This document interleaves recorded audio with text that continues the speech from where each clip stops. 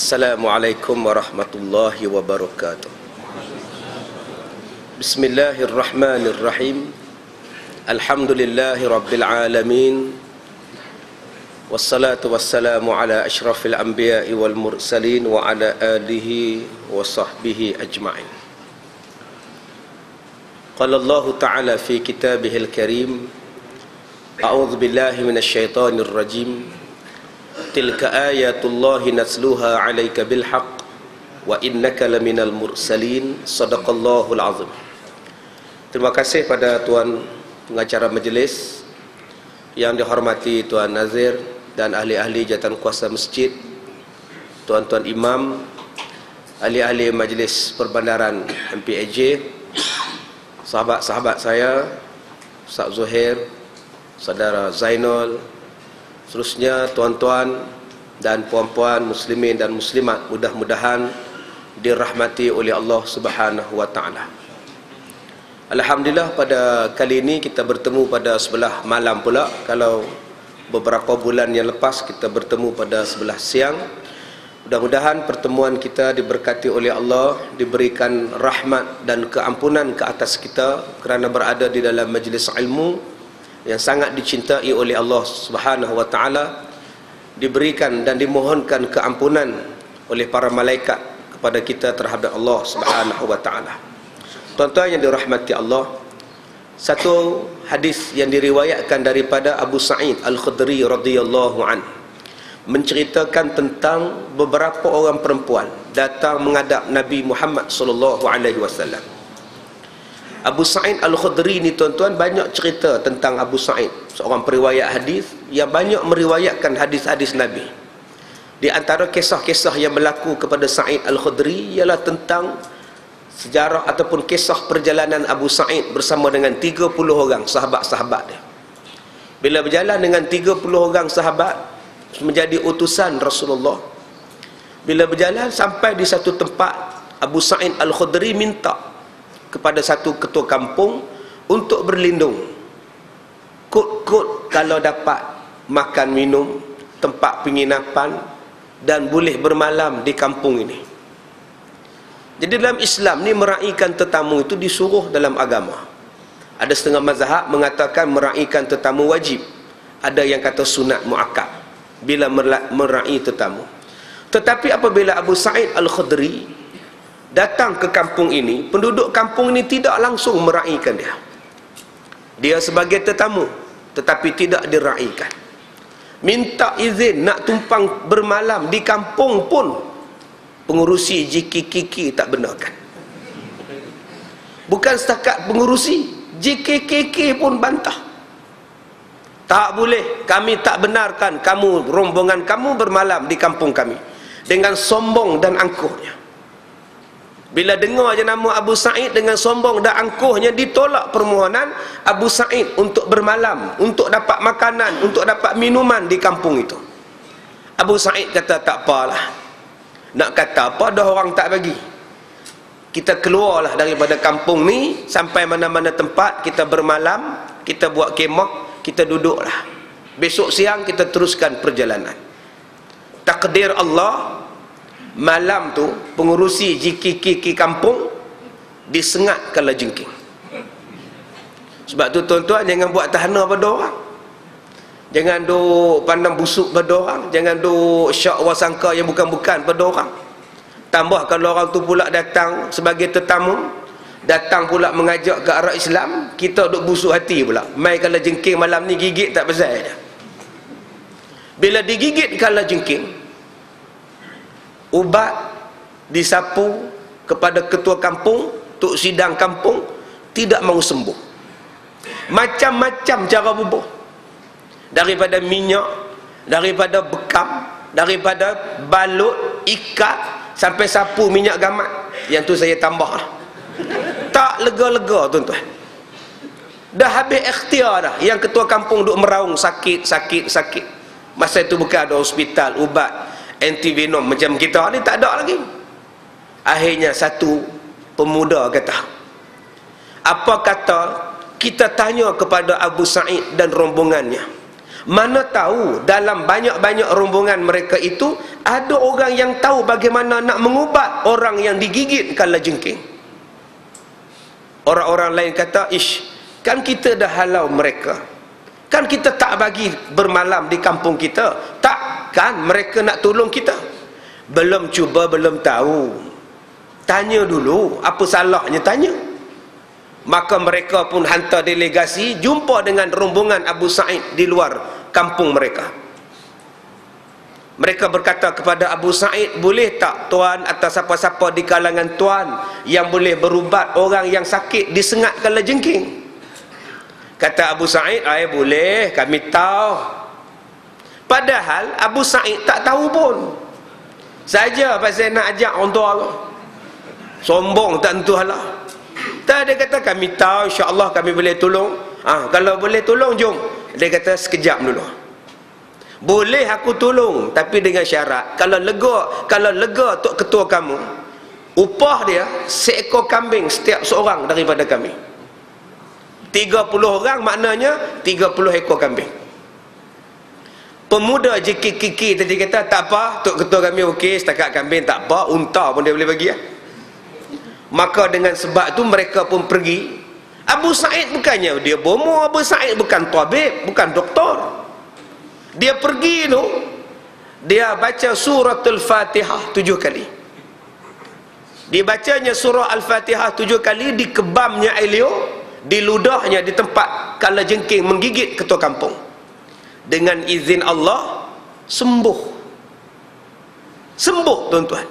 Boleh berjalan macam biasa, macam tak kena gigit. Sudah 30 ekor kambing. Seorang seekor dapat, buat balik ke kemah.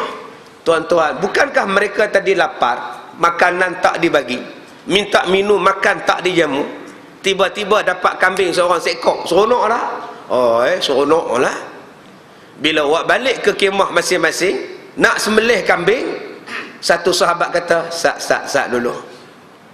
Sebab apa kita dapat seekor kambing seorang? Sebab Sa'id baca Fatihah, jampi tok ketua dan lega, sebab tu dapat. Dia jampi guna ayat apa? Dia jampi guna ayat Quran. Bila jampi dengan guna Quran, dapat kambing tak? Dapat. Bukankah itu menjual ayat Allah dengan harga yang murah? Satu sahabat dia buka pertanyaan, kita dapat kambing kerana apa? Sebab Abu Sa'id baca Fatihah. Bila baca Fatihah, upah dia dapat kambing seekor seorang. Bukankah itu dipanggil menjual ayat-ayat Allah dengan harga yang murah? Wala tashtari bi ayatillahi samanan qalila. Jangan kamu menjual ayat-ayat Allah dengan harga yang murah. Dibacanya satu ayat Quran. Sahabat-sahabat pakat tak berani makan kambing. Betul juga. Baca surah Fatihah dapat kambing. Ini macam jual ayat Quran je ni. Pakat tak makan. Habis tu kita pulangkan balik pada ketua kampung dia. Jangan, rugi orang dah bagi, takkan nak pulang balik. Makan tak berani, pulang pun tak mau. Last sekali buat keputusan, kita bawa balik kambing ni, kita tanya pada Rasulullah, menghadap Rasulullah tanya apa hukum makan kambing ni. Bila sampai di Madinah, Rasulullah pun diberitahu cerita daripada awal kena gigit kalajengking sampai dapat kambing. Soalan kami, ya Rasulullah, kambing-kambing ni boleh tak kami makan? Kata Rasulullah, kalau kamu semua tak nak makan, biar aku makan. Menunjukkan bahawa harus makan dan halal dimakan. Apa yang saya nak cerita pada tuan-tuan ni, kisah Sa'id Al-Khudri ni, yang ada handphone bunyi. Handphone siapa bunyi ni? Baik ya. Okey.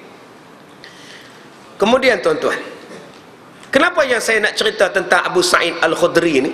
Saya nak cerita pada tuan-tuan sebab ada beberapa hukum. Hukum yang pertama sekali ialah melayan tetamu. Melayan tetamu. Melayan tetamu itu sangat-sangat dituntut di dalam agama. Sama ada tetamu itu dijemput ataupun tidak dijemput. Tetamu yang dijemput tu apa? Kita buat kenduri kahwin, kita panggil orang, layan tetamu. Kita buat doa selamat, kita panggil orang masjid mai datang makan di rumah, itu nama dia tetamu. tetamu yang diundang. Yang kedua, tetamu yang tak diundang. Tiba-tiba aja tercungoi depan pintu pagar. Assalamualaikum. Tiba-tiba aja sampai. Oh, Kak PA. Bila datang? Baru sampai. Buat apa datang? Tanya pula. Saja nak ziarah kamu, masuklah Kak PA. Itu nama dia tetamu yang tak diundang. Satu tetamu yang diundang, satu tetamu yang tak diundang. Apa yang kita nak buat dengan tetamu ini? Kena raih. Nabi kata, kalau kamu ni orang yang beriman kepada Allah, beriman pada hari kiamat, beriman pada Rasul, kamu hendaklah memuliakan tetamu kamu. Dhif dalam bahasa Arab disebut dhif, tetamu ni. Dalam bahasa Melayu disebut DJ Dhif. Jadi tuan-tuan, kena layan, sama ada dia dijemput atau tak dijemput. Layan tetamu tu apa? Yang pertama, bagi dia makan. Kalau boleh apa yang istimewa, bagi dia makan. Sekurang-kurangnya, sebanyak-banyaknya 3 hari dia duduk di rumah kita. Layanan bagi makan pada dia 3 hari. Nabi kata jangan sampai 4 hari kalau kamu duduk rumah orang. Kerana duduk atas rumah orang lebih daripada 3 hari, itu dah dikira sedekah daripada tuan rumah. Islam tak suka orang minta sedekah. Sebab tu 3 hari aja. Masuk hari keempat tak payah layan pun tak apa lah. Hari ketiga yang pertama tu, 1, 2, 3 yang pertama kena layan. Makanan yang hebat sikit. Dia sebagai tetamu, kena layan dia. Yang kedua, kena lawan bercakap dengan dia. Apa maksud lawan bercakap? Bukan berdebat, bukan bergaduh. Lawan bercakap maknanya bagi dia seronok bercakap dengan kita. Dia tanya sepatah, kita jawab 5 patah. Jangan dia tanya 5 patah, kita jawab sepatah. Cantik rumah kamu ya, Man. Cantik betul lah rumah kamu. Biasalah. Anak-anak tak ada. Mana? Semua tinggal kamu berdua je. Tinggal kita berdua je lah. Sudah. Ini kereta kamu baru ambil, Man? Baru semalam. Itu tanda-tanda dia tak melayan tetamu, tuan-tuan. Sepatutnya cantik rumah kamu, Man. Pandai kamu cari color. Allah, yang tu isteri aku cadangkan, warna itu anak aku cadangkan, yang itu aku cadangkan, campur-campur sekali, jadilah rumah kami ni warna-warni macam sekolah tadika, Man. Jadilah dia. Itulah tanda-tanda melayan tetamu. Kita bercakap dengan dia lebih, bukan dia yang lebih kita diam. Itu tak meraihkan tetamu. Yang ketiganya, tunjuk pada dia tandas. Kalau kamu nak ke tandasin, jalan depan sikit, belok ke kanan tu dapur tu, itulah tandas. Tapi aku nak bagi tahu pada kamu, tandas rumah aku tu tandas duduk ya. Bagi tahu. Sebab mungkin rumah dia tandas mencangkung. Tandas rumah kita jenis tandas duduk. Ada orang tak biasa. Kamu jangan pula duduk mencangkung atas tandas duduk tu, kan terpeleot kaki kamu orang. Setengah orang bila sampai dekat tandas duduk, dia duduk mencangkung pula atas tandas tu. Sebelum dia duduk tu dia fikir dulu, sebelum aku duduk siapa duduk ya? Geli kita dia. Tu yang dia berdiri duduk atas tu. Duduk licin tuan-tuan, kaki terjulih masuk dalam lubang. Bomba dengan ambulans datanglah petang. Bukan setakat ambulans dengan bomba datang, satu kampung datang. Kenapa? Kaki masuk jambat. Kan malu tu tuan-tuan. Sebab tu sunat atas kita bagi tahu cara nak pakai tandas tu macam mana, cara nak guna jamban tu macam mana. Sunat. Yang keempat kepada dia, tunjukkan tempat tidur. Yang kelima, bermanis muka dengan dia. Ini adalah cara-cara melayan tetamu. Kalau hari keempat dia tak balik juga, maka tiada dijamu pun tak parah. Sunat saja jamu. Dia jadi sedekah. Pagi-pagi dia buka tudung, tinggal meja aja, apa pun tak ada bawah. Kak, makanan tak ada ke sarapan ni? Kami hari Ahad memang kami tak makan pagi. Atau saya nak makan apa? Terpulang kamu pula. Itu kalau orang yang faham, dia kata tak apalah kak, saya nak balik dah. Tapi orang hak bengong, dia tunggu juga tuan-tuan. Jadi itu yang pertama, meraihkan tetamu disuruh. Yang kedua, apa hukum yang kedua? Yang kedua daripada kisah Abu Sa'id Al-Khudri itu menceritakan tentang bahawa suratul Fatihah adalah ibu kepada segala ubat. Sebab Nabi bertanya kepada Abu Sa'id, daripada mana kamu tahu surah Al-Fatihah ini ubat? Kata Abu Sa'id, saya tak tahu, saya main baca ya, tiba-tiba jadi pula. Dia tak tahu pun surah Fatihah itu adalah ubat. Dia baca saja. Rasulullah kata, wahai Sa'id, Aku nak bagi tahu pada kamu, surah Fatihah ini adalah ibu kepada segala ubat. 7 kali je tuan-tuan. Sakit kepala ke, ambil air, baca 7 kali suratul Fatihah, minum. Ambil air, sedukkan dalam mulut, baca surah Waqiah. Baca surah Waqiah. 1 ayat dalam surah Waqiah tu baca. La yasuddauna anha wa la yunzifun. Ambil, sedut surah Al-Fatihah 7 kali. Ubat sakit kepala sapu sini. Surah Al-Fatihah. Anak menangis tengah malam, tiap-tiap malam, asal jam 12 menangis, asal menangis jam 12. Hai, unsin ustaz, dah berapa malam kami tak tidur ustaz. Asal pukul 12 menangis, asal pukul 12 menangis. Letih. Ambil Al-Fatihah dibaca, baca pada bedak sejuk dengan air, tuan-tuan tempekkan di muka cucu tuan-tuan. Insya-Allah diam budak tu. Yang ni yang orang Kuala Kangsar telefon saya kata buat 7 kali Fatihah, surah Fatihah, dan campur bedak sejuk, tampung. Seminggu lepas tu dia kata, ustaz, dah buat ustaz, tak maunya berhenti menangis ustaz, lagi kuat lagi ada, kata dia. Saya tanya, abang baca macam mana? Macam ustaz cakap lah, Al-Fatihah 7 kali. Al-Fatihah, Al-Fatihah dia baca. Memanglah tuan-tuan. Doa Al-Fatihah, Al-Fatihah sampai tobatlah pun tak jadi. Orang suruh baca suratul Fatihah, bukan Al-Fatihah, Al-Fatihah. Kena fahamlah. Yang ketiga, hukum minta upah mengajar orang baca Quran. Dalam hadis ini, sahabat-sahabat tak berani nak makan kambing tu, sebab Abu Sa'id baca Quran, ambil upah, minta pula. Dalam hadis ini terang-terang menunjukkan bahawa ustazah boleh tetapkan bayaran yuran berapa ringgit untuk mengajar anak tuan-tuan baca Quran. Tak jatuh haram. Berapa ustazah sebulan mengajar anak saya baca Quran? Tak mahal, RM50 satu hari sebulan. RM50 sebulan seorang. Ustazah zaman sekarang dah berkira. Zaman dulu kami bagi kayu api je. Orang dulu kalau baca Quran, upahnya kayu api, upahnya bawa air isi dalam tempayan rumah ustaz. Itu zaman dulu. Zaman sekarang tidak dah. Boleh ustazah, ustaz, minta upah bayaran baca Quran. Boleh. Serupalah tuan-tuan jadi cikgu, tuan-tuan jadi imam, tak apa, minta. Saya bagi gaji awak jadi imam di kampung kami 1,800 sebulan. Boleh? Baik, saya terima. Tak apa. Ustaz, boleh tak datang di rumah mengajar kami sekeluarga baca Quran? Berapa ustaz cah sebulan 3 kali? 500 sebulan. Tak apa. Tak salah. Tuan-tuan jadi guru tajwid, guru Quran, jadi ustaz penceramah pun tak apa, minta. Tak salah. Tak salah. Ustaz, boleh tak datang mengajar tempat kami? Boleh. Berapa bayaran nak bagi pada ustaz sekali mengajar? Kira lah sekali tol berapa, minyak berapa, singgah makan sate samuri dekat Sungai Buloh lagi berapa ringgit, upah driver lagi komand-komand 1,000 gamaknya. Ustaz, udah diiman ustaz ni. Kalau penyanyi minta duit tak apa, ustaz minta duit dia marah. Dia tak tahu tuan-tuan. Ada satu tempat saya pergi ceramah, dia baginya 2-3 biji botol ubat.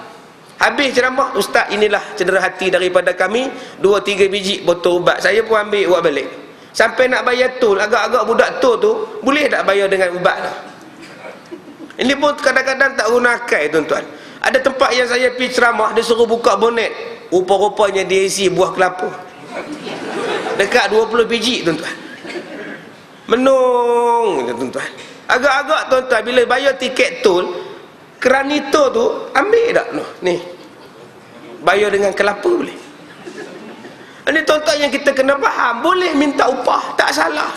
Dan boleh makan hasil daripada mengajar orang dengan minta upah baca Quran tadi. Sah hukum dia, dan hukum dia harus dan tak salah. Jangan tuan-tuan faham ustaz tak ikhlas lah, apalah, minta duit lah apa. Jangan cakap. Tuan-tuan hantar anak tuan-tuan tuition satu subjek berapa ringgit. Satu mata pelajaran berapa puluh ringgit. Cikgu minta subjek matematik, satu subjek 70 ringgit, 2 subjek 140 ringgit. Kenapa kita tak kata cikgu tu tak ikhlas? Kenapa bila ustaz tetapkan bayaran baca Quran sebulan 30 ringgit, kenapa kita kata tak ikhlas pula? boleh diambil berdasarkan kepada kisah Abu Sa'id Al-Khudri dengan kambing-kambingnya dan ketua kampungnya tadi. Abu Sa'id dalam hadis yang saya sebutkan tadi cerita kepada kita tentang sekumpulan wanita datang menghadap Rasulullah sallallahu alaihi wasallam.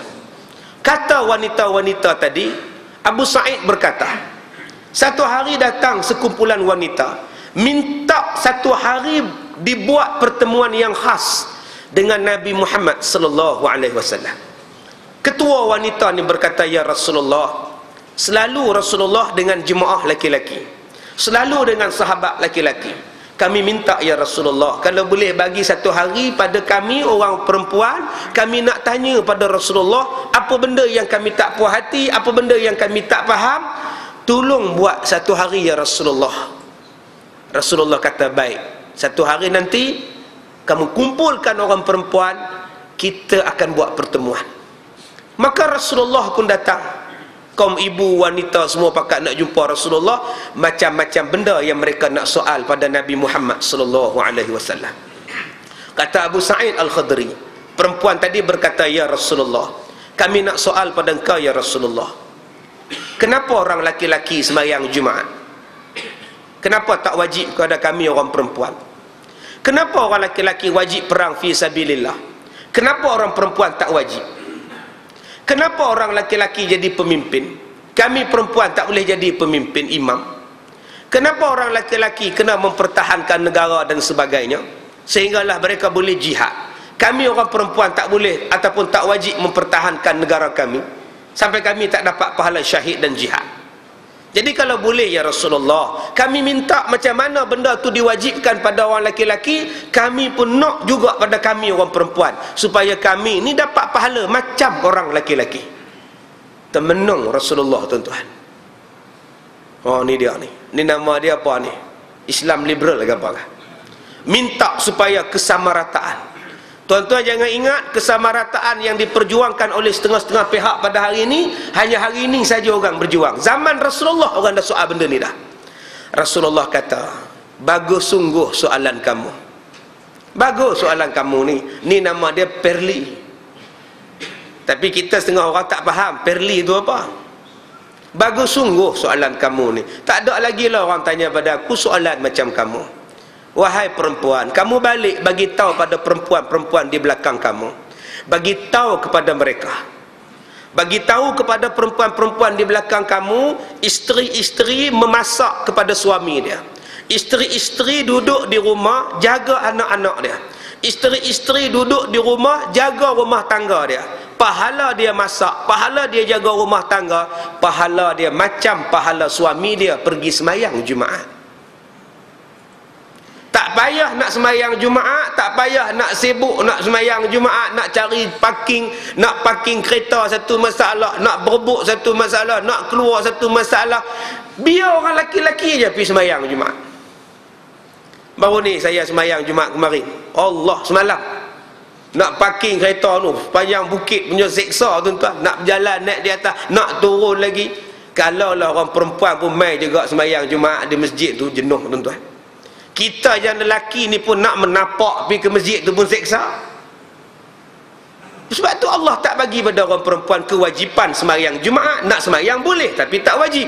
Sebab pahala kamu dapat macam mana suami kamu sembahyang Jumaat kalau kamu masak untuk suami kamu pada hari Jumaat. Abang balik sembahyang Jumaat nanti, abang makan tau, saya masak untuk abang sedap-sedap. Pahala dia masak tu sama macam pahala pergi sembahyang Jumaat. Berbeza cara membuat tetapi sama pahala untuk mendapat. Itulah yang dikatakan keadilan dalam Islam. Cara nak buat berbeza tetapi bentuk pahala adalah sama. Kan senang dalam Islam. Habis tu ustaz, macam suami akak dia tak makan di rumah ustaz. Lepas sembahyang dia terus makan kedai nasi kandar ustaz. Kalau begitu mamak nasi kandar lah dapat pahala. Sebab tu mamak nasi kandar bila hari Jumaat bukan tutup kedai pun menega elok je, tuan-tuan. Dia kata tak apa, ramai orang makan, pahala kita juga. Tak betul. Habis tu ustaz, macam akak ustaz, memang suami akak bukan masalah apa ustaz, suami akak tak ada ustaz. Macam mana nak dapat pahala Jumaat? Suami tak ada. Kalau begitu akak menikahlah akak. Masalah akak nak menikah apa ustaz? Akak dah tua 68 tahun dah ustaz. Nak buat apa tua-tua kahwin ustaz? Kahwinlah dulu, tahulah nak buat apa. Jadi tuan-tuan, Allah bagikan kepada kita bentuk cara nak buat berbeza, tetapi pahalanya adalah sama. Tak payah pergi jihad orang perempuan, tak payah dapat syahid. Tetapi orang perempuan boleh dapat syahid dengan jalan yang lain. Allah bagi peluang banyak pada orang perempuan. Pahala mengandung, pahala perempuan mengandung, pahala dia bersalin, macam dia mengerjakan haji dan umrah. Orang lelaki tak dapat. Isteri tuan-tuan dapat pahala haji dan umrah berapa kali dah? Yang mana 10 kali beranak, 10 kali dah pahala haji dan umrah. Tapi bukan makna tak wajib pergi haji pula. Kau tak mau pergi haji ustaz, ustaz apa? Pahala haji dapat lah. Kau beranak 4 kali dah ustaz. Hei, haji kena pergi juga. Tapi kelebihan bersalin tu macam haji dan umrah, tak kurang. Kita tak mampu nak pergi haji, kita tak mampu nak pergi umrah tiap-tiap tahun, duit tak ada. Mampu beranak lah. Sebab tu tuan-tuan, jangan ngutuk orang yang mengandung. Kita kalau jumpa orang mengandung, kita kutuk. Aku ni asyik jumpa kamu mengandung, asyik mengandung jumpa aku. Allah bagi pada dia rezeki, dapat pahala haji dan umrah. Andai kata dia mati ketika dia melahirkan anak dia, syahid ibu tu. Syahid, tak payah pergi perang. Jadi kalau perempuan, kau ibu nak dapat pahala haji dan umrah, rajin-rajinlah bersalin. Andai kata mati tuan-tuan, syahid. Perempuan yang dah confirm mati syahid sebab bersalin ialah perempuan yang bernama Mahani. Mahani, suami dia nama Hasan, mati waktu bersalin. Dapat anak nama Sazali. Anakku Sazali 1956. Confirm dah Sazali tu, mak dia mati syahid sebab bersalin dekat dia. Tuan-tuan ingat cerita anakku Sazali 1956. Pi Ramli jadi Hasan, Zaitun jadi Mahani. Tengah duk mengandung tu, Zaitun duk buat jahit, mengait nak buat baju untuk anak baby yang nak keluar ni. Hasan, bolehkah aku bercakap kepada kau Hasan? Cakap apa Mahani? Hasan, berjanjilah padaku Hasan. Janji apa Mahani? Kalau apa-apa berlaku kepada aku ketika aku melahirkan anak kita. Mahani, kenapa kau cakap demikian? Dengarlah dulu cakap aku San. Kalaulah apa-apa berlaku kepada aku ketika aku melahirkan anak ini, kau berjanji ya Hasan, janganlah ada orang lain di antara kau dengan anak kita ya Hasan. Janganlah kau kahwin lain ya Hasan. Baiklah Mahani, aku berjanji. Itu yang tak menikah sampai ketua. Bila mak tak ada, anak dia jadi anakku Sazali. Jahat ya amat, pasal mak tak ada. Menikahlah tuan-tuan. Isteri duduk dalam kubur tu tak bangkit nak cekik dah. Oh, janji bohong ya, aku cekik ha. Tak ada pasal dah. Isteri tu punya sibuk dalam kubur, hang tak menikah pasal apa? Dia kata, ustaz, cinta pada yang satu ustaz. Saya setia ustaz. Ni bukan masalah setia, ni masalah anak hang nak didik. Hang duk kerja, anak hang tak dididik. Lah anak dia duk kawan dengan berahim pendek. Terus jadi Samsung paling besar di Singapura. Allah Ta'ala bagi kepada kita ni, setiap sesuatu itu ada pahala, tapi perbezaan cara nak membuat dia. Sebab tu kita kena faham, orang perempuan tak boleh jadi imam. Yang kena jadi imam adalah laki-laki. Adalah sebab dia. Tetapi orang perempuan boleh dapat pahala. Macam mana pahala tu imam? Orang perempuan tak boleh jadi Bilal. Saya pergi mengajak di satu kampung, sembahyang asar, kuliah asar, orang perempuan penuh. 2-3 kerak je orang laki-laki. Satu perempuan bangun, ustaz nak tanya sikit, macam orang perempuan boleh ada azan ustaz di surau? Kenapa makcik? Tak, surau kami ni orang laki-laki tak ada nak azan ustaz jadi kami mari, mereka tak ada. Boleh tak makcik azan? Jangan makcik, itu tanda kiamat. Saya kesian ya pakcik-pakcik tu tunduk tuan-tuan. Makcik minta nak azan ni. Bukan makna bila Allah tak bagi pada orang perempuan kebolehan azan itu Islam menidakkan orang perempuan. Dah, Allah bagi pahala untuk sama dengan pahala Tok Bilal tadi daripada cara yang lain. Orang perempuan tak boleh jadi imam, orang perempuan tak boleh jadi Bilal. Orang perempuan jadi orang yang membersihkan masjid Rasulullah.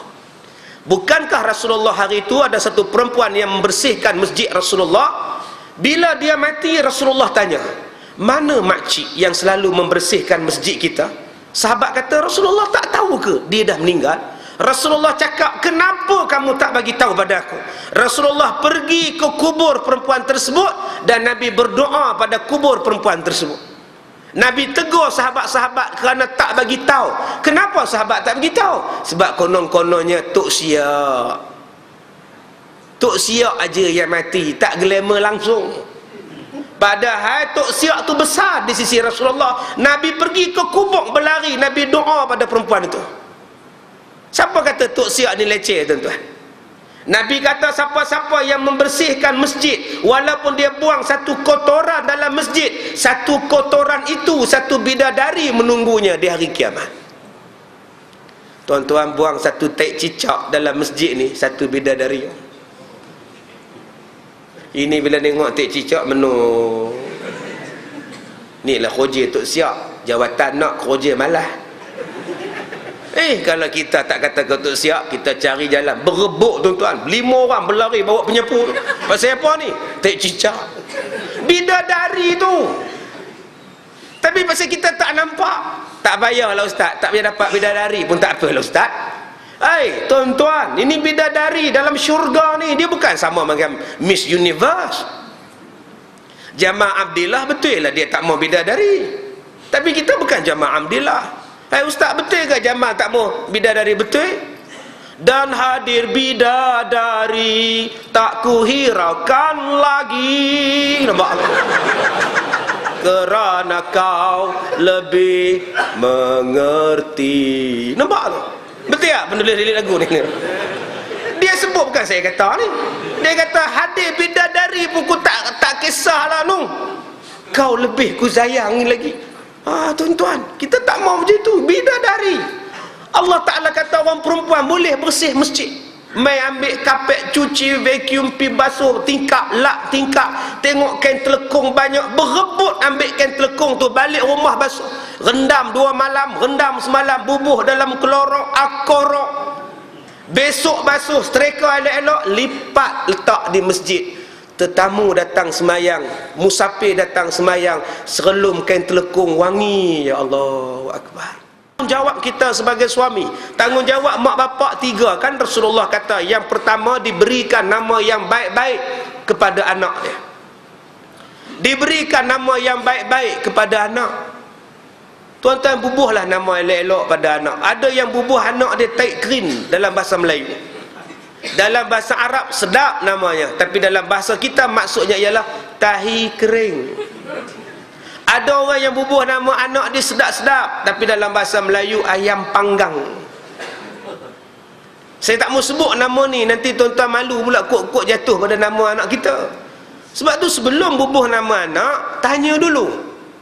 Tanggungjawab kita bubuh nama anak sesuai dengan nama yang baik, sebenarnya menjadi doa pada kita. Kalau tuan-tuan bubuh nama anak tuan-tuan, contohnya bernama Latif. Latif maknanya orang yang lembut, orang yang bersopan. Kita didik anak kita jadi macam sifat Latif itu. Sebab tu nama saya ni Kazim. Dalam Quran sebut wa huwa kazim wal kaziminal ghaiz wal afina 'anil nas. Mak saya buah nama Kazim. Kazim maknanya orang yang menahan marah. Sebab tu saya tak marah. Ada saya marah tuan-tuan? Tak ada, saya relax je. Tak ada marah, relax. Menahan marah dalam hati. Nama dia apa? Wal kaziminal ghaiz. Tapi Piramli dah tukar. Zam-zam, Al-Kazam. Itu kita. Kazim maknanya orang tak marah. Tuan-tuan katalah pada apa pada saya pun, saya relax. Orang parik kata nohin. Tuan-tuan kata nohin. Ya, buat dek je. Lantaklah orang fitnah saya, Ustaz Kazim tak jelas. Ada saya marah? Jelas apa? Ni tak jelas lagi. Ustaz Kazim tu belah mana tu? Macam-macam orang kata. Yang herannya tak nak menjumpa saya pula. Datang jumpa saya elok. Ustaz ni PAS ke UMNO? Setakat ni tak ada orang main tanya. Yang mengumpat, yang memfitnah, yang mengata je banyak. Apa salahnya kita datang bertanya? Bukankah Nabi berkata, innallaha la yuhibbul fuhsya wat tafahush. Sesungguhnya Allah tidak suka akan kata-kata keji dan mengeji orang, memfitnah orang. Allah kata Allah tak suka memfitnah orang. Tapi saya relax, Al-Kazim, tak marah, relax je tuan-tuan. Sebab apa saya relax? Sebab pahala orang yang memfitnah saya, ibadat orang yang memfitnah saya, pahalanya bertukar masuk buku akaun saya. Letihlah orang yang memfitnah saya, letihlah orang yang ngumpat saya semayang, pahala tak dapat sebab memfitnah. Tambah pula memfitnah orang yang membacakan Quran dan hadis pada manusia yang ramai. Tuan-tuan yang dirahmati Allah, tanggungjawab yang kedua mak bapak apa dia? Mengajar kepada anak-anak Al-Quran. Dan tanggungjawab yang ketiga mak bapak itu apa benda? Hendaklah mengkahwinkan anak-anak dia, carikan jodoh-jodoh yang baik kepada anak-anak dia. Tuan-tuan yang dirahmati Allah, perempuan tadi bertanya lagi pada Rasulullah, wahai Rasulullah, wahai Rasulullah, bagaimana kami ni isteri, bagaimana kami ni mak, dapat kelebihan apa kami ni mak ya Rasulullah? Kata Rasulullah, kalau kamu kematian 2 orang anak atau 3 orang anak yang belum cukup umur, anak kamu menghalang kamu daripada masuk dalam neraka. 2 orang atau 3 orang anak kamu mati belum cukup umur, anak kamu menghalang kamu daripada masuk neraka, no entry. Satu perempuan bangun, ya Rasulullah, kalau anak saya seorang saja mati kecil ya Rasulullah, walaupun seorang mati kecil, dia menghalang kamu masuk neraka. Subhanallah. Seorang kan mati, 2 orang kan mati, 3 orang kan mati, insya-Allah mak bapak dia masuk syurga, tak masuk neraka, anak jadi penghalang. Tu yang ada orang lepas-lepas kita baca hadis ni tak datang semayang dah. Semayang tak datang, apa pun tak datang, seluar pendek naik motor ronda depan masjid. Kita tahan pada dia, yuk kenapa tak semayang yuk? Kamu tak ingat kuliah ustaz bulan lepas? Siapa-siapa yang mati anak kecil 2 orang, bapak dia masuk syurga, mak dia masuk syurga. Aku 3 anak aku mati, kamu tahu? Tu yang aku tak semayang dah ni. Ini pun bengong juga. Wajib semayang, kena semayang, tu tanggungjawab. Tetapi dengan anak kecil tu mati, memudahkan kamu masuk syurga. Bukan kata tak payah semayang. Ni 3 suku punya orang. Tuan-tuan, nak kata mati itu pula ada syarat pula. Yang pertamanya sabar, yang keduanya redha. Sabar masa kematian. Masa mati anak tu sabar. Sin, aku nak bagi tahu pada kamu, sabar ya. Anak kamu dah tak ada. Kena langgar kereta, lintas jalan tadi, balik sekolah agama rakyat. Sekarang mayat dia ada di hospital. Sabar sin ya. Inna lillahi wa inna ilaihi raji'un. Tu sabar tu. Tolonglah man, bawa aku ke hospital man. Aku tak boleh buat kereta ni, aku sedih pula. Relax, astagfirullahalazim, astagfirullahalazim. Itu sabar. Masa diberitahu, masa kejadian, mak bapak dia sabar. Itu satu syarat. Tak ada nak mengamuk. Bagi tahu kat aku, siapa yang langgar dia? Aku cantak kepala dia. Hutang darah, dia bayar darah. Ni Edos merah lah kata dia. Yang tu tak sabar, pingsan mak dia. Aiman, sampai hati Iman tinggalkan mama. Yang tu tak dapat lah tuan-tuan, tak sabar. Anak kena langgar, yang langgar tu pula menung dekat kereta, celaka kamu ni, butir ke apa, aku bunuh kamu kan. Yang tu tak dapat lah, sebab tak sabar. Benda dah jadi, sabar. Yang kedua, redha. Redha selepas mati. Setahun, 2 tahun, 3 tahun, 30 tahun, dia tak ungkit dah anak dia mati. Setengah orang bila anak dia mati kecil, baju anak dia, teddy bear anak dia, permainan anak dia, basikal anak dia pun dia simpan satu bilik khas. Malam-malam dia tidur, dia menyembang dengan baju anak dia, dia menyembang dengan seluar anak dia, dia main dengan teddy bear anak dia, dia rasa anak dia duk hidup lagi dalam rumah dia. Yang ni pun tak dapat kelebihan yang kita duk baca ni. Jangan duk ungkit dah orang ni mati, anak kita mati. Ustaz, kalau anak saya yang sulung tu hidup Ustaz, umurnya sama baya dengan Ustaz, tapi buat macam mana dia mati jatuh bilik air Ustaz, 30 tahun dulu Ustaz. Duk ungkit sampai sekarang tak dapat. Sebab itu kalau anak kita mati seorang-seorang, wartawan buat temu ramah. Sebab matinya pelik, Down syndrome ke, sindrom apakah, setiap 5 tahun mati, setiap 2 tahun mati. Wartawan buat temu ramah. Tak payah temu ramah tuan-tuan. Kadang-kadang wartawan buat sempena hari ibu, buat sempena hari bapa, kisahkan macam mana bapa yang kehilangan 3 orang anak serentak dalam kebakaran. Mari temu ramah 3 tahun selepas kejadian. Apa perasaan pakcik bila diberitahu anak pakcik mati terbakar dalam rumah pakcik hari itu? Ini pun satu kerja wartawan juga. Masa tu saya kerja, jadi mereka telefon, nampak tak? Kamera pun dia mula close up, dia zoom muka. Ni jahat wartawan ni. Tosah ada ungkit-ungkit dah. Apa perasaan makcik bila anak makcik hilang 3 orang mati lemah dalam tali air tu? Makcik sampai lot. Duk teringat. Apa ni benda dah 10 tahun sudah lah.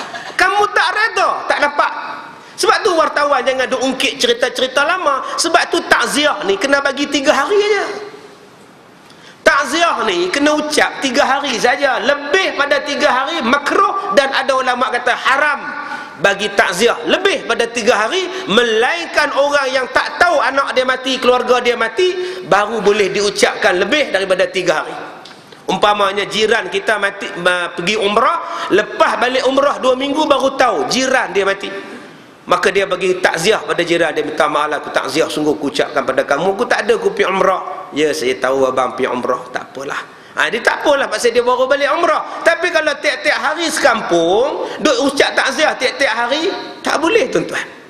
Asal datang masjid takziah lah mak isteri hang mati, dah 2 bulan dah. Tak, jangan duk cerita dah pasal mati anak tu. Apa perasaan kak bila anak mati macam itu? Kau duk teringat yang tu pelak. Tak payah, relax. Patutnya kak kata apa? Alhamdulillah, seorang anak saya, 2 orang anak saya, 3 orang anak saya sekarang jadi ahli syurga. Alhamdulillah, anak saya mati kecil, 2 orang dah menunggu saya depan syurga. InsyaAllah saya nak sembahyang banyak-banyak. Di hari kiamat nanti, InsyaAllah saya jumpa mereka di hadapan syurga Allah. Itulah jawapan yang penuh semangat. Bukan duk sedih, duk sebek, tak tentu hala. Kita tak mau macam itu tuan-tuan. Islam disuruh sabar, Islam suruh kita reda. Tuan-tuan yang dirahmati Allah, bila kita faham tentang masalah keluarga, masalah tanggungjawab, masalah yang Allah Ta'ala bagi kepada kita, Allah Ta'ala letakkan sesuatu itu mesti ada sebab. Semalam satu orang daripada satu tempat datang jumpa saya di Kemensah semalam. Dia kata, Ustaz, saya ni daripada muda sampai tua tak pernah sihat Ustaz. Kenapa saya daripada muda sampai sekarang dah tua ni Ustaz? Sakit Ustaz. Saya kata, akak sakit apa? Ni sakit jari, tak boleh buat aiskrim. Dia berniaga aiskrim, bila sakit jari tak boleh buat aiskrim. Saya kata, akak baru sakit jari, orang lain langsung tak ada jari. Nabi Ayub sakit lagi teruk daripada kita. Bagaimana nak menjadikan sesuatu ujian daripada Allah, bila menimpa pada kita, kita jadi hamba yang reda. Kita kena tengok orang lain yang lebih teruk azab, yang lebih teruk bala daripada kita, baru kita rasa insaf dengan apa yang kita ada. Saya Ustaz, ibu jari kena potong Ustaz, kencing manis. Tak tahulah nak main bola tak boleh Ustaz. Duk sepak belah kanan, kaki potong pula, tak ada jari. Baru jari, orang lain kaki dipotong.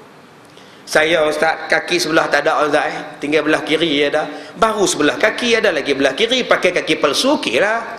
Ustaz, saya dua-dua belah kaki tak ada Ustaz, duduk atas kursi roda sekarang. Baru dua-dua kaki tak ada. Sahabat saya tu kaki tak ada, tangan pun tak ada.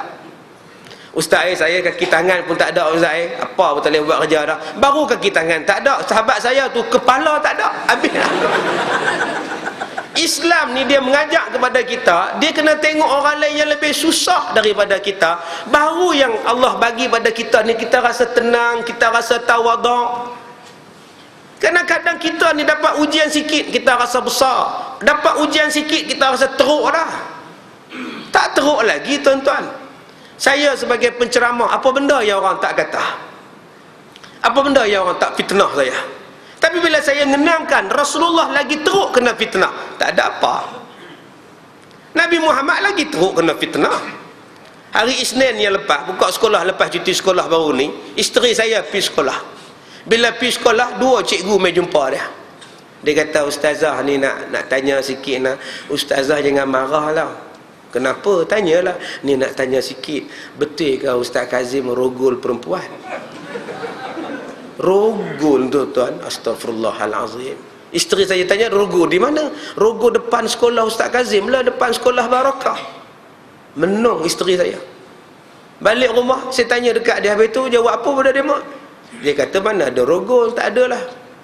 Jawablah macam ni, kalau Ustaz Kazim merogol orang, maknanya dia dah ke dalam lah, keluarlah muka depan surat khabar, penceramah bebas ditangkap kerana merogol. Ada keluar dalam paper. Inilah fitnah. Dulu bulan lepas ada satu perempuan datang jumpa saya daripada Johor. Dia ni sakit, tak boleh berubat di Johor. Suami dia hantar ke sekolah saya untuk berubat, bawa 3 anak. Dia kata, ustaz tolonglah tengok isteri saya ni. Tak tahu dah ustaz, duduk di rumah masuk hantu, histeria, mengamuk, menjerit, pukul anak, nak tikam orang, habis digigitnya. Tok Bomo kena gigit, saya pun kena gigit. Datang duduk di sekolah saya. Hari Isnin bagus, hari Selasa bagus, hari Rabu dia bawa 1 botol, bawa pergi jumpa saya dalam bilik, dan pejabat saya dengan anak-anak dia. Saya kata, kenapa ni kak? Saya sedang menggigil tengok muka ustaz. Sudah, saya kata, apa pula orang tua ni? Ustaz, saya nak marah ni ustaz. Dia tebarkan barang-barang atas meja saya, melompat saya ni. Saya panggil pembantu saya, tolong pegang ni, masuk hantu lah ni.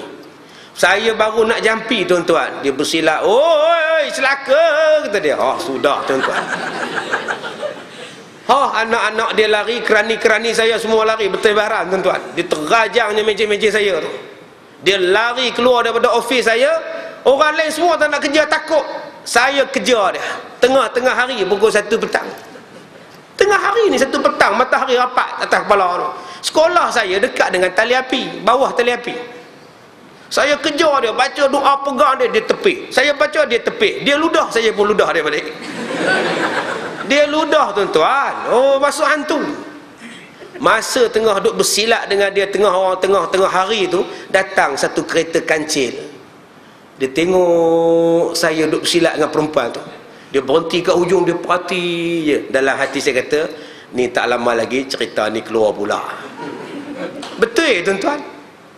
Buat hari Rabu, saya berubat dia hari Rabu. Hari Sabtu saya buat klinik solat untuk bakal-bakal haji di Manjung, di Kampung Gajah.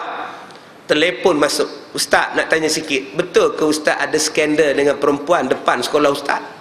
Skandal apa? Ada, kami dalam usrah ada satu ustazah tu bagi tahu, dia lalu dia tengok ustaz tengah duk pujuk satu perempuan. Perempuan tu tak nak, ustaz tarik. Perempuan tu tak nak, ustaz tarik. Betul ke ustaz? Saya tak puas hati ni ustaz. Saya masa saya mengaji dengan ustaz, saya tak suka orang fitnah ustaz. Saya kata tak ada, perempuan tu masuk hantu. Anak dia pun ada, anak dia ikut belakang semua ada. Dia kata ustaz skandal dengan dia, perempuan tu sampai buka tudung, ustaz nak romen dia ustaz. Astagfirullahaladzim.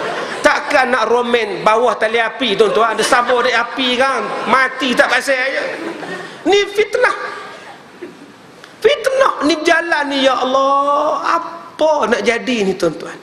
Dia tak tahu fitnah saya rogol orang, saya berzina dengan orang yang fitnah tu boleh disebar 80 kali. Ingat kecil ke tuan-tuan fitnah orang ni? Punya jahatnya, dia tak fikir yang dia akan mati, kita akan menghadap Allah Subhanahu wa ta'ala. Seminggu berubat perempuan ni tuan-tuan, sihatlah. Suami dia Cina mu'alaf masuk Islam. Suami dia mai jumpa saya, ustaz terima kasih ustaz. Suami dia tunjuk bekas-bekas tangan dia, gigit ni, pokok habis-habis ni. terima kasih Ustaz, alhamdulillah sudah sembuh, saya mau bawa pulang isteri saya. Mereka tak tahu yang kita ni kena sepak, yang kita ni kena gigit, kena terajar dengan perempuan tu. Mereka tak tahu. Yang mereka tahu kita nak roman perempuan tu. Tapi tak ada siapa mau bertanya, tak ada siapa yang ceritanya nak disebarkan. Inilah dia yang dikatakan fitnah. Kalau kita orang yang mengaji, orang yang ingat pada Allah, orang yang ingat pada hari kiamat, kita takkan percaya fitnah ni tuan-tuan. Kita mesti kata takkan dia buat ini fitnah. Tapi masyarakat kita hari ini terlalu mudah bawa cerita, terlalu mudah percaya pada cerita. Sebab itu juga terlalu mudah masuk neraka dengan benda-benda ini.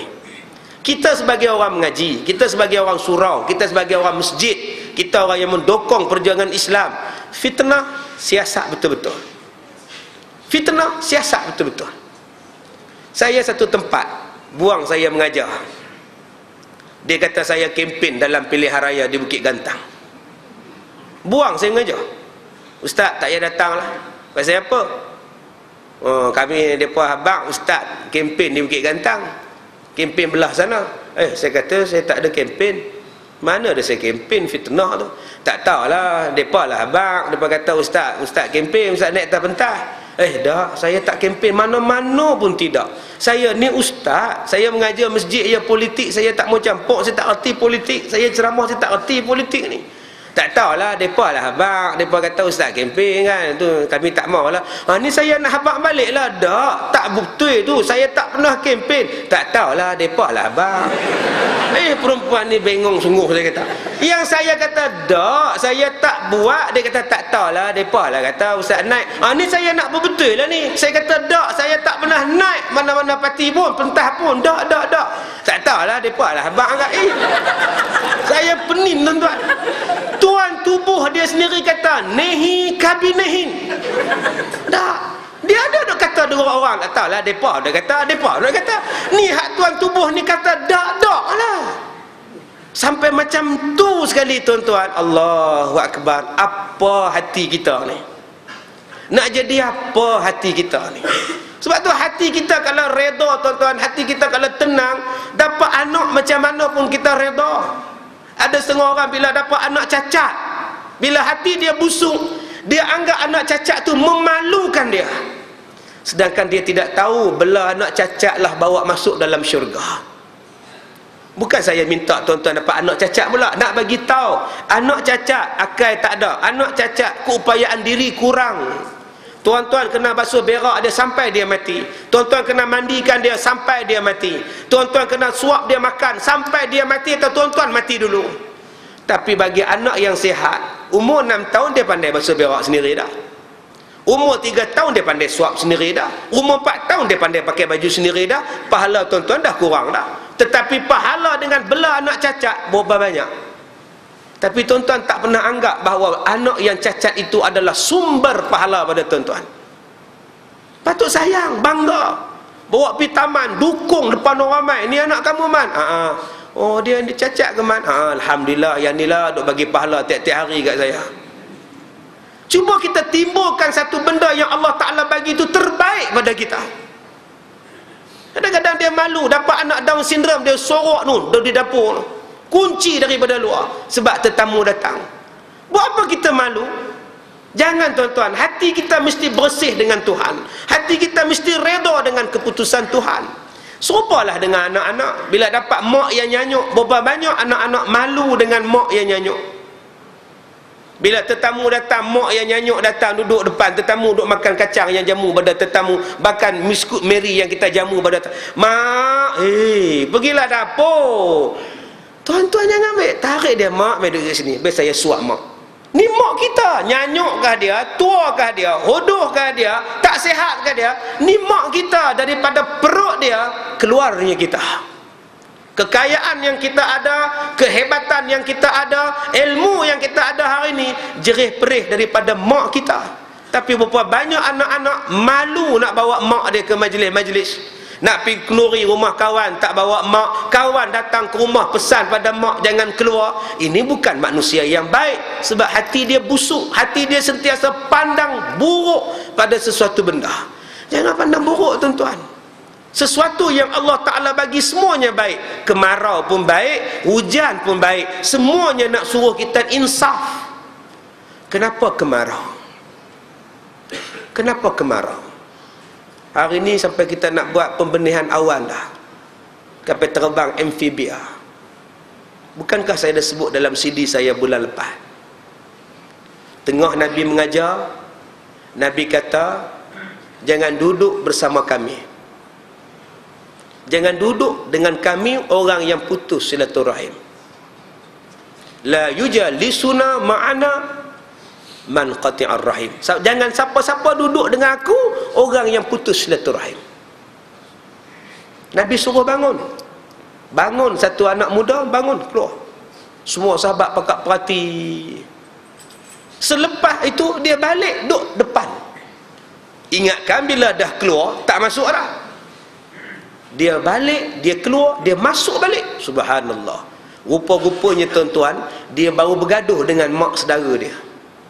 Sebelum dia datang kuliah Rasulullah, dia baru bergaduh dengan mak saudara dia. Bila Nabi kata keluar, yang putus silaturahim, dia cari mak saudara dia, dia peluk mak saudara dia, dia minta ampun, minta maaf, baru dia masuk balik. Nabi kata, inna rahmatallah la nunazzilu ala qaumin man qati'ar rahim. Sesungguhnya rahmat Allah tidak akan turun pada satu-satu kaum yang di dalamnya ada orang yang memutuskan silaturahim. Rahmat Allah tidak akan turun mana-mana orang yang putus silaturahim. Hujan itu rahmat daripada Allah. Rahmat Allah tak turun kalau tuan-tuan putus silaturahim. Buatlah amfibia, helikopter ke, amfibia kapal terbang ke, nak buat pembenihan awan ke, kalau tuan-tuan masih memutuskan silaturahim sama-sama tuan-tuan, masih tidak tegur menegur, masih boikot memboikot, masih tidak berkasih sayang, masih pulau memulau, kata mengata, tidak berpeduli sama-sama sendiri, selagi itulah rahmat Allah ditarik daripada kita satu persatu. Hujan ditarik, keamanan ditarik, ketenteraman jiwa ditarik, anak-anak yang solehah ditarik, anak-anak menjadi anak yang degil, perniagaan tidak maju, ekonomi tidak mantap, penyakit datang macam-macam. Tanda-tanda rahmat Allah sudah hilang. Dalam kita duk jaga H1N1 tu pun, hari ni saya dah meningkat lagi dekat 50 dah. Dah ada kes jangkitan dalam negeri dah, bukan kes jangkitan import. Dalam kita duk jaga tu. Kenapa ni tuan-tuan tak habis-habis satu-satu bencana yang menimpa kita? Soalan yang kita kena tanya, tahap orang Islam, tahap orang Melayu, adakah sampai pada satu tahap, sudah sampai pada satu tahap memutuskan silaturahim sesama orang Islam? Sampai boleh kata padan muka pada kamu, rasakan pada kamu. Bukankah Nabi kata jangan kata padan muka pada orang sesama Islam? Jangan hasad, jangan doakan musnah pada orang, jangan kita menyakitkan hati orang. Hari ni apa benda yang kita tak buat sesama kita tuan-tuan? Akhirnya rahmat Allah, Allah tarik balik satu-satu. Jadi tuan-tuan, kita ni duduk dalam masjid, kita ni mari mengaji ramai-ramai, ambil balik silaturahim dalam peringkat keluarga, silaturahim dalam peringkat masyarakat, silaturahim dalam peringkat taman, kampung. Tuan-tuan, depan saya ni berbeza-beza parti, itu hak tuan-tuan. Ada parti belah sana, ada parti belah sini, itu hak tuan-tuan. Tetapi apabila mempertahankan Islam, tuan-tuan mesti bersatu. Walaupun tuan-tuan mempunyai pahaman politik yang berbeza, tetapi untuk menjaga kebajikan masyarakat kita, kebajikan anak-anak kita, tuan-tuan mesti bersatu. Bila ada perkara-perkara yang memerlukan kesepakatan kita, walaupun kita berbeza warna bendera, kita mesti bersatu. Jangan sampai warna bendera yang berbeza saling tidak ziarah menziarah, tidak tegur menegur, saling pulau memulau. Jangan tuan-tuan. Itulah punca kenapa rahmat Allah hilang. Hari ini rahmat Allah sudah hilang dalam keluarga. Mak sudah tak ambil kisah tentang anak-anak. Bapa sampai pada satu tahap rogol anak sendiri sampai beranak pinak. Adik-beradik tak bertegur, tak bercakap. Kenapa wujud perkara-perkara demikian tuan-tuan? Kerana masing-masing tidak lagi ambil berat tentang tugas masing-masing. Bapa terlalu sibuk dengan kerja, anak-anak terlalu sibuk dengan aktiviti luar. Bapa dengan mak terlalu sibuk, masyarakat terlalu sibuk. Masyarakat pula terlalu banyak benda-benda yang boleh menyumbang ke arah keruntuhan moral. Saya pergi ceramah di satu tempat, saya singgah makan laksa. Sebelah kedai laksa tu saya berkafe dengan karaoke. Saya tengok orang Melayu kita punya ramainya masuk masa tu pukul 7 suku. Lagi nak maghrib, lagi ramai orang masuk. Macam mana kita nak bentuk masyarakat kita jadi baik? Kita dah bentuk peringkat keluarga. Bila dia pergi keluar ke masyarakat, terlalu banyak benda-benda hiburan di luar, terlalu banyak yang bercanggah dengan syarak disediakan di luar. Macam mana tuan-tuan? Tapi tetap kita kena pegang ku anfusakum wa ahlikum nara. Yang tu tuan-tuan tetap kena pegang. Jaga diri kamu, jaga keluarga kamu daripada api neraka. Yang tu dulu kita kena jaga. Saya cakap pada tuan-tuan, saya bila pergi ceramah, saya cabut kad astro. Saya tak bagi anak-anak saya tengok. Saya balik rumah baru pasang astro. Tak ada saya tak boleh pasang. Saya tak mau anak-anak saya dididik dengan cara tak betul. Sekarang pendidik yang paling besar pada anak-anak kita ialah televisyen. Apa yang televisyen buat, semua anak ikut. Apa fashion yang dibuat oleh TV, semua anak ikut. Sayangnya TV bukan cikgu yang baik. Sayangnya rancangan dalam televisyen bukan pendidik yang baik untuk anak-anak kita. Kalau tuan-tuan tak kontrol TV, susah. Saya cakap kepada tuan-tuan, rumah saya tak ada internet. Saya tak mau bila saya keluar mengajar, isteri saya pergi sekolah, anak-anak saya tengok internet cerita yang tak faedah. Saya tak mau.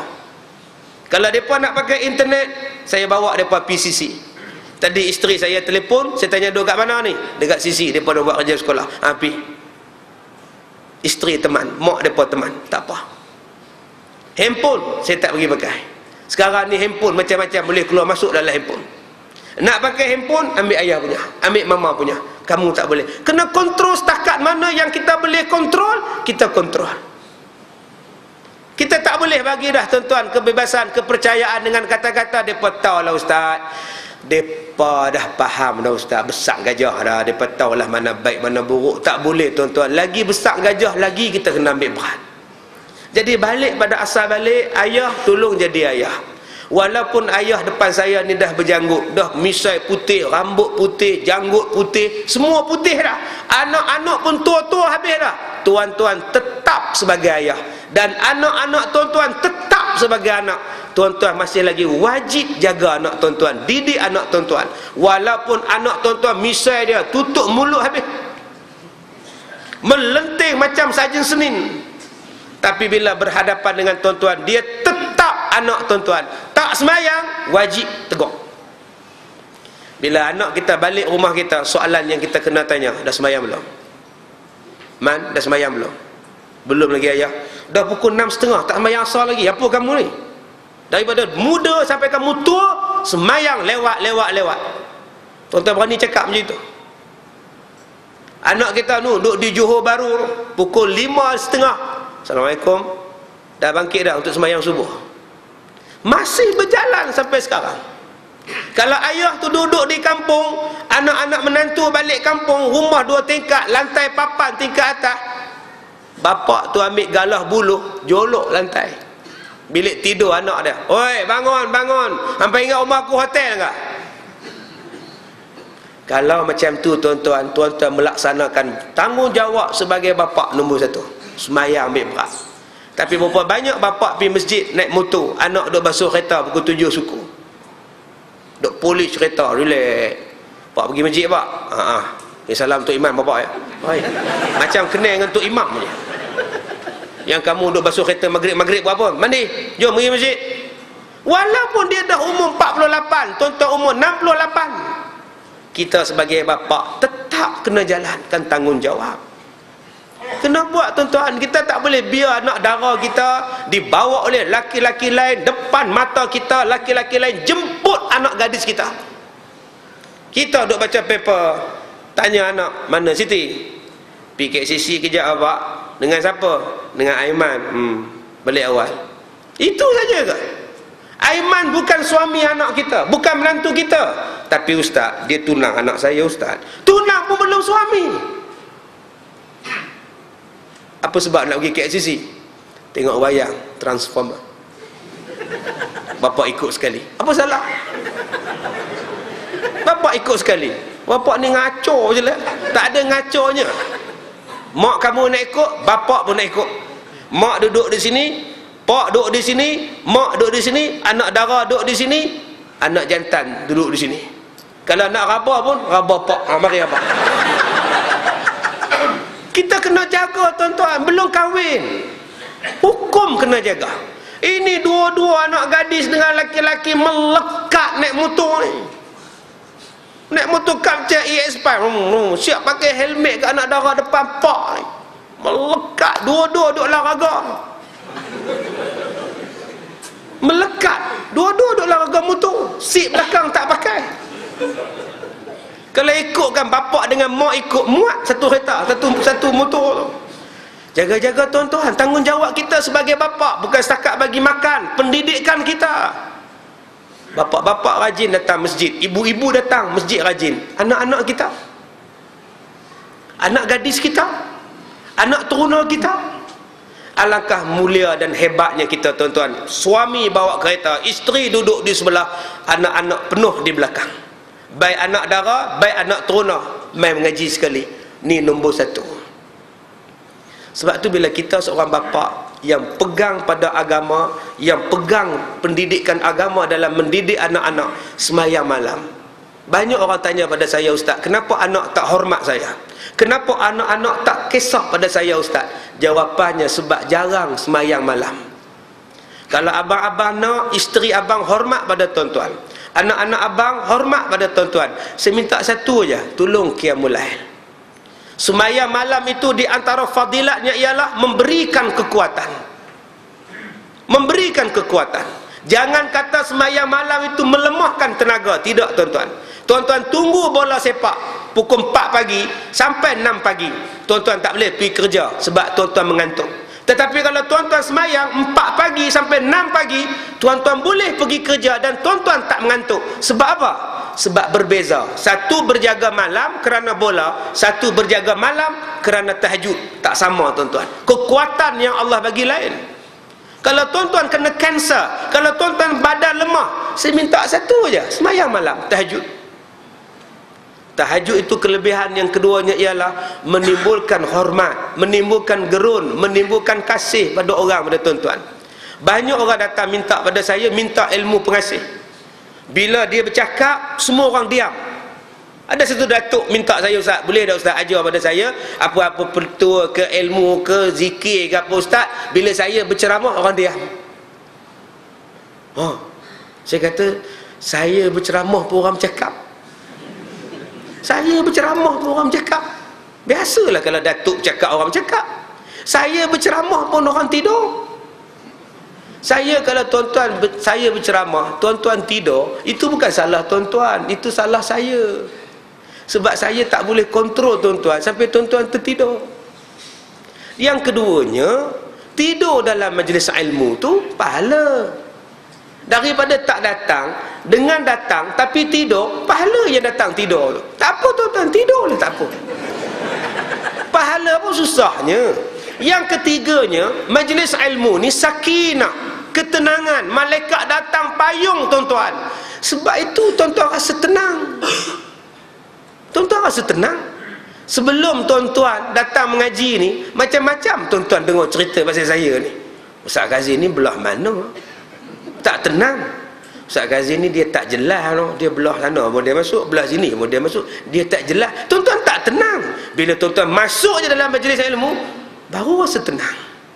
Itulah dia ketenangan. Sebab tu bila tuan-tuan tenang, nama dia sakinah. Sebab tu tuan-tuan senang tidur.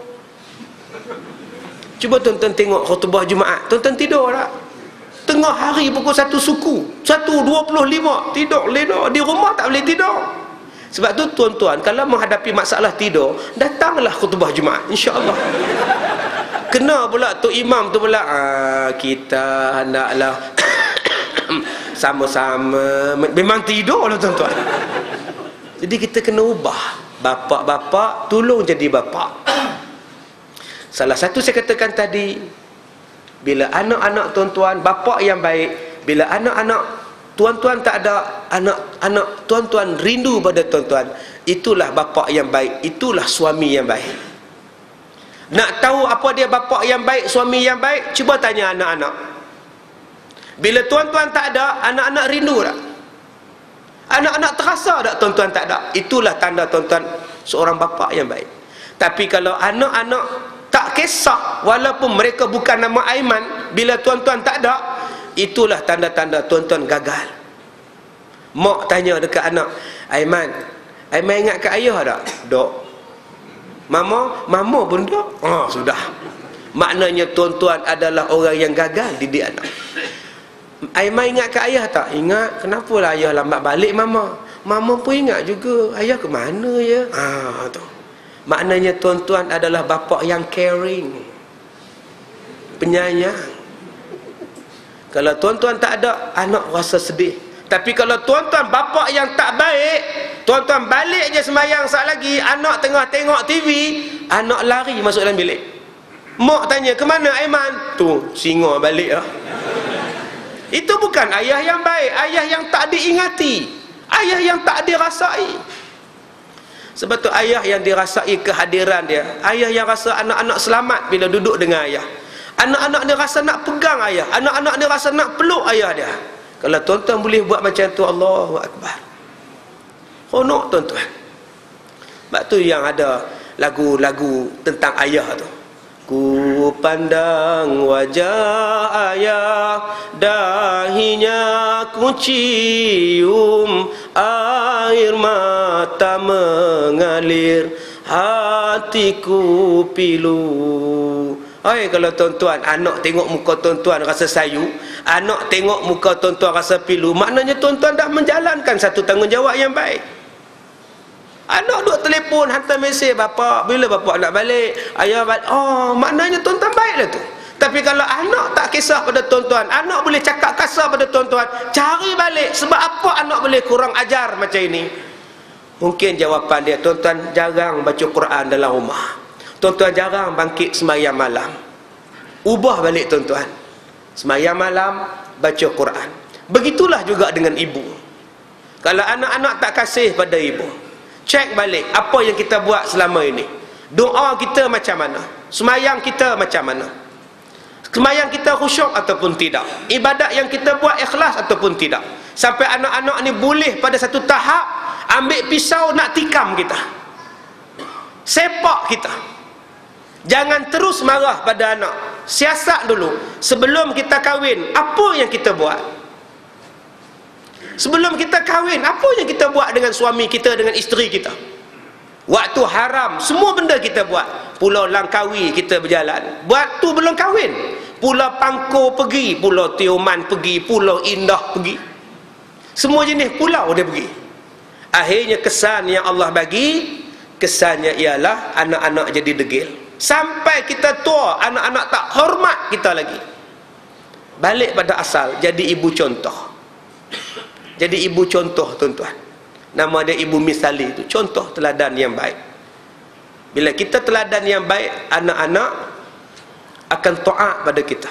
Ibu misali, ibu yang sejati, kasih sayangmu, kasih yang suci, pengorbananmu disanjung tinggi, jasamu tetap disanubari. Sampai mati tuan-tuan, anak-anak akan ingat pada tuan-tuan. Setiap kenduri dia ingat pada tuan-tuan, setiap wakaf dia ingat pada kita. Inilah dia doa anak yang soleh. Sampai kita mati, anak-anak masih ingat. Kalau dua benda ini kita buat tuan-tuan, jadilah isteri yang misali, jadilah suami yang misali, ibu yang misali, insya-Allah tuan-tuan. Mulai pada saat ini, sama ada anak kita dah berdewasa, kita pun dah ada cucu, kita pun dah ada cicit, kita belum kahwin, kita akan kahwin, kita baru anak kecil. Semuanya itu adalah ujian daripada Allah, dan dia merupakan nikmat daripada Allah.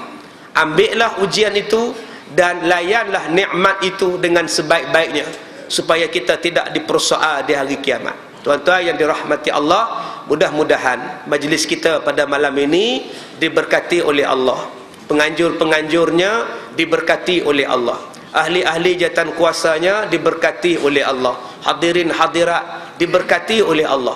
Dengan sebab tuan-tuan mengadakan majlis ilmu yang kerap di masjid tuan-tuan, saya bermohon pada Allah, mudah-mudahan taman tuan-tuan, kampung tuan-tuan dan sekitarnya diturunkan rahmat. Macam mana tak turun tuan-tuan? 70,000 malaikat tiap-tiap malam turun kalau macam ni punya program. Takkan tempiahnya tak sampai pada jiran-jiran masjid. Untunglah tuan-tuan yang menjadi jiran masjid. Untunglah tuan-tuan yang menjadi ahli qaryah masjid. Untunglah tuan-tuan yang menjadi jemaah.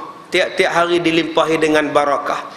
Dan kalau boleh, biarlah berkekalan dalam keadaan begini, dirahmati oleh Allah Subhanahu wa taala. Mudah-mudahan majlis kita berpanjangan, majlis tuan-tuan diberkati oleh Allah, dan keluarga kita semua diampun oleh Allah, diberkati oleh Allah. Saya minta maaf jika terkasar bahasa. Wabillahi taufiq wal hidayah. Assalamualaikum warahmatullahi wabarakatuh.